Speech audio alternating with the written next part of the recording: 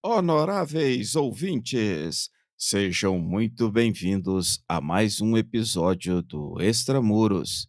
Sou Washington Clark dos Santos, seu anfitrião. No conteúdo de hoje, na sequência da série Questões Raciais na Segurança Pública e Justiça Criminal no Brasil, orgulhosamente, recebo Eliseu Soares Lopes, ativista de direitos humanos e do movimento negro, ocupando atualmente o cargo de assessor de participação social e diversidade do Ministério da Justiça e Segurança Pública em Brasília. Doutor Eliseu, saudando-o com as boas-vindas, agradeço penhoradamente a presteza e gentileza de Vossa Excelência em prestar a sua colaboração a este canal. Ante a sua vasta experiência na atuação em pautas que envolvem o desenvolvimento de políticas públicas ligadas aos direitos humanos e da sua compreensão da atividade de segurança pública sob a ótica e vivência adquirida no exercício recente do cargo de ouvidor da Polícia do Estado de São Paulo, como visualizas a implementação de políticas de treinamento e sensibilização para os agentes policiais sobre questões raciais e preconceito inconsciente? Esse debate, é preciso considerar que o racismo no Brasil foi uma das maiores tragédias da sociedade brasileira, o que explica, digamos assim, as assimetrias históricas da construção da sociedade brasileira. Ou seja, isso impacta em dois tipos de pessoas, digamos assim. Pessoas que são sujeitas de direito e pessoas que não são sujeitas de direito. E isso pode se evidenciar, por exemplo, nos locais de maior vulnerabilidade, ausência do Estado, presença de uma violência tamanha nessas localidades, presença, inclusive, da violência feita por agentes estatais, mas também é impulsionada, evidentemente, por falta de perspectiva por organizações criminosas. É preciso considerar, a polícia não pode enxergar, em hipótese alguma, a população como sua inimiga. A polícia tem que enxergar a população como, inclusive, aliada. E é preciso, portanto, confiar na população. É claro que nós não podemos, evidentemente, subestimar a atividade criminosa, a atividade paraestatal, que inclusive se sofisticou, mas é preciso, evidentemente, ter uma análise científica e as raízes e o porquê disso. Considerando primeiro essa questão, é importante pensar que nós precisamos ter em todas as matrizes curriculares, de todas as polícias, todas elas, uma política de direitos humanos. É preciso que essas pessoas compreendam, por exemplo, o papel social que eles podem ter nas comunidades, polícia de proximidade, polícia comunitária. É preciso pensar que essas matrizes curriculares têm que estar de acordo, evidentemente, com uma polícia que pense a sociedade, que ressignifique o papel da sociedade brasileira. E a Constituição é clara. Todos nós somos iguais. E é preciso, portanto, que essa igualdade se espelhe nas políticas públicas, sobretudo na política pública de segurança. Na minha experiência, inclusive, na ouvidoria de polícia de São Paulo, nós procuramos debater isso exaustivamente num seminário, onde nós abordamos essas questões. E é importante, por último, dizer que esse processo de formação é preciso que também que haja uma escuta por parte da polícia. A polícia precisa escutar, por exemplo, a academia, precisa escutar a universidade, precisa escutar cidadãos a partir das suas organizações. Me parece que essa é a grande questão para melhorar, digamos assim, a consciência social dos agentes de segurança pública, mas, sobretudo, você ter políticas concretas para, digamos assim, dirimir o viés inconsciente que permeia a formação do indivíduo. É muito importante ressaltar que o sujeito, quando entra para a atividade policial, ele já vem formado, os seus valores, os seus preconceitos, as suas anomalias, os problemas de como ele enxerga a sociedade, mas as organizações policiais, ou seja, o sistema de segurança pública, não pode, em hipótese alguma, subestimar esses problemas. Nós precisamos pensar um pouco, eu diria, para terminar essa questão.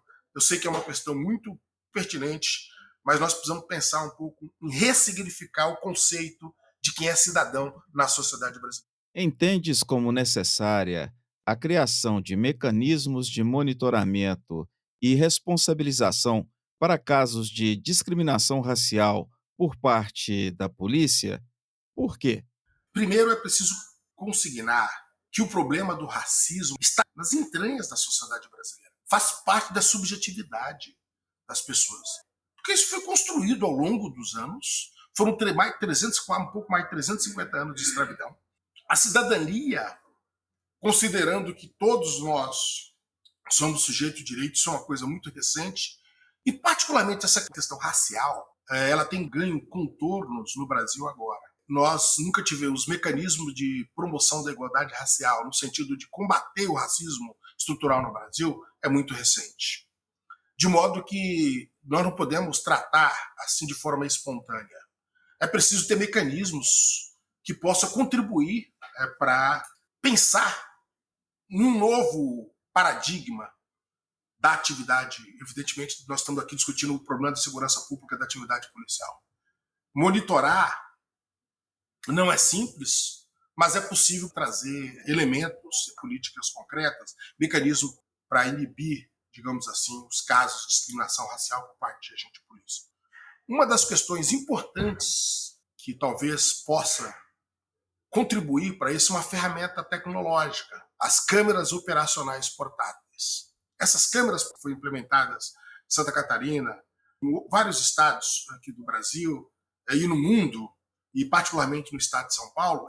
Elas são um instrumento importante, porque protege o agente policial, mas também protege o cidadão, na medida que o agente, evidentemente, com aquela câmera, vai, evidentemente, ter uma postura técnica, uma postura seguir os padrões, as normas que estão estabelecidas nas polícias. E claro que não é só. Nós precisamos, talvez, pensar não só na estrutura policial, mas em todas as estruturas do Estado, comissões para tratar do problema racial. Nós temos a experiência, por exemplo, do NAFRO, na Polícia Militar da Bahia, que é um grupo de ações afirmativas que procura tratar das questões das religiões de matriz africana, mas que agora foi transformado também num núcleo que procura pensar as questões étnico-raciais, os embates de preconceito, de racismo interna corporis, na polícia, na corporação, e também para fora. Né? Podem ter estruturas centralizadas ligadas ao comando geral, no sentido de avaliar a conduta dos agentes, de pensar abordagens para saber se há elementos de subjetividade racista. Nós precisamos ter uma política de ação afirmativa de ingresso nas polícias. Tem que levar em conta a nossa geografia, a população brasileira. Nós tivemos agora uma ação afirmativa muito interessante que o Tribunal de Justiça de São Paulo fez no sentido de um concurso para as mulheres, só para mulheres. Vamos fazer essa ação afirmativa no ingresso das polícias, das corporações e de todas as polícias, porque a diversidade é um fator importante de aprimoramento de uma política. A promoção da diversidade étnico-racial dentro das instituições policiais é condição fundamental para a evolução da representação mais equitativa da sociedade? Tal promoção requer ser observada também nas instituições do sistema de justiça? Eu não diria que é condição fundamental.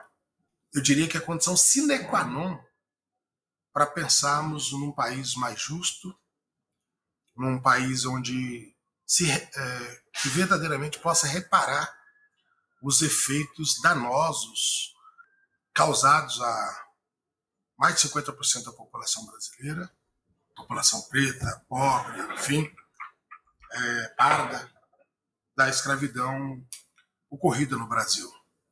A própria Constituição brasileira, no seu artigo 3º, inciso 4º, deixa bem claro, por exemplo, um dos objetivos da República Federativa do Brasil, que é exatamente pensar em combater as desigualdades sociais, buscar desenvolvimento nacional. E você não faz isso se você não criar exatamente uma possibilidade de reequilibrar as condições da sociedade brasileira, as condições das relações de poder, das relações de apropriação das riquezas produzidas no Brasil, das possibilidades de ter acesso à educação, das possibilidades de ter acesso a uma situação mais justa, um mundo mais justo, um país mais justo, que tem como problema central é exatamente a pobreza extrema. Portanto, nós precisamos ter uma política de formação, uma política étnico-racial efetiva para que os oficiais das polícias, no caso das polícias militares, seja condizente com o percentual de população preta, parda, população negra tem na sociedade. É preciso que essa diversidade alcance todas as patentes, mas também dos sistemas de polícia em geral e principalmente no sistema de justiça. Juízes comprometidos com a história da sociedade brasileira, que compreendam essas assimetrias a partir de um prisma social, de que não basta só sentenciar uma pessoa que cometeu algum tipo de desvio de conduta que se espera de qualquer cidadão, mas é preciso também que esses juízes tenham consciência da realidade da sociedade brasileira, que a diversidade proporciona também isso, múltiplos olhares, múltiplas visões, sensibilidades que as pessoas negras e as pessoas mais vulneráveis têm. Isso também é um fator de enriquecimento para uma melhor decisão, no caso dos policiais e no caso do Poder Judiciário. Não tem dúvida nenhuma. Que seja diverso e que seja múltiplo das diversas visões dessa formação do Estado brasileiro. Em que fundamentos se amparam as propostas para o desenvolvimento de protocolos claros e transparentes para abordagens policiais?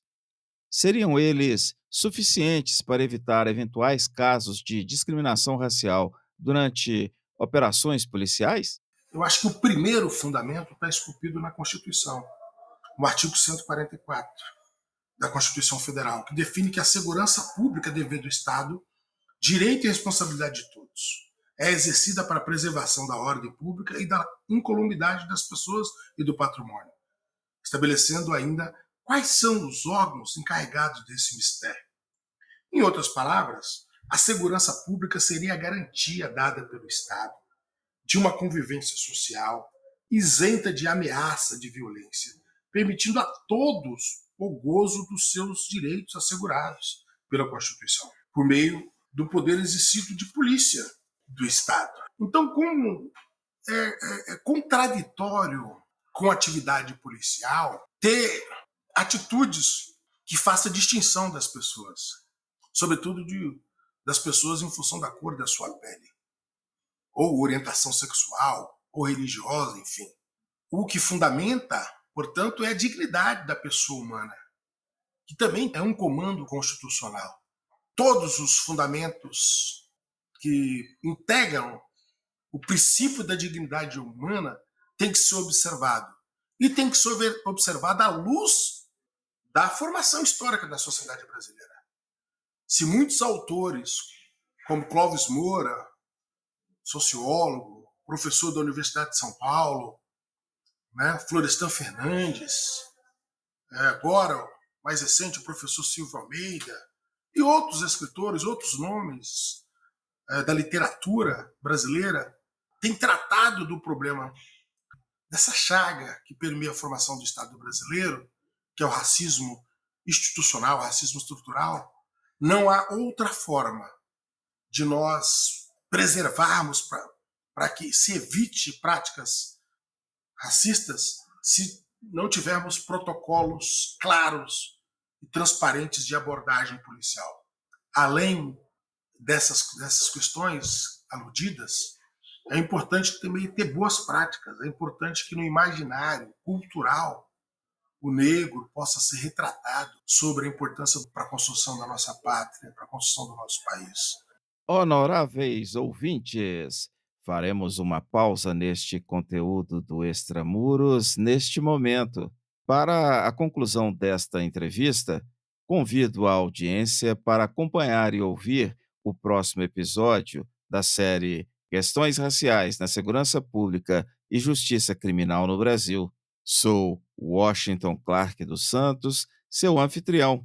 Neste conteúdo, converso com Eliseu Soares Lopes, assessor de Participação Social e Diversidade do Ministério da Justiça e Segurança Pública. Acesse nosso website, inscreva-se e compartilhe nosso propósito. Será um prazer ter a sua colaboração. Pela sua audiência, muito obrigado e até a próxima.